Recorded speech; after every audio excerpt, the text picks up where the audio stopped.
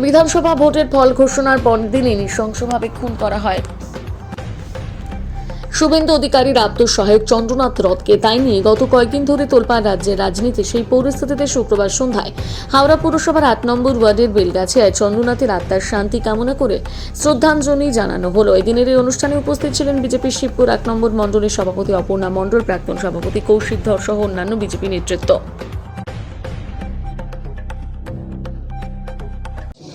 দেখুন, আমাদের যেহেতু আমাদের এই জিতটা সকলের জিত, আমরা একটা দুর্নীতি খুব বাজে সরকারের হাত থেকে আমরা বেঁচে এসেছি। এরপরে আমরা সরকার গঠন করেছি পূর্ণতা নিয়ে। আমরা দুর্নীতি মুক্ত সরকারটা চেয়েছিলাম, কিন্তু এটা হয়তো তাদের মাথাতে নেই। এরা কি করেছে, আমাদের একটা দাদা শুভেন্দুদার পিএ, তাকে ওরা গুলি করে ঝাঁঝরা করে মেরেছে। তার সঙ্গে আরও 3 জন আহত হয়েছে। তারাদেরও কোনো কন্ডিশনটা ঠিক নেই। তার জন্য আমরা বলবো, আমাদের আনন্দের মধ্যে একটা বড় একটা ধাক্কা পেয়েছি আমরা। হ্যাঁ, তাদেরকে নিয়ে আমরা এই দাদাকে নিয়ে, চন্দ্রনাথ রথ দাদাকে নিয়ে আমাদের 8 নম্বর মণ্ডলে মুকুলদার তত্ত্বাবধানে এটা প্রোগ্রামটা নেওয়া হচ্ছে।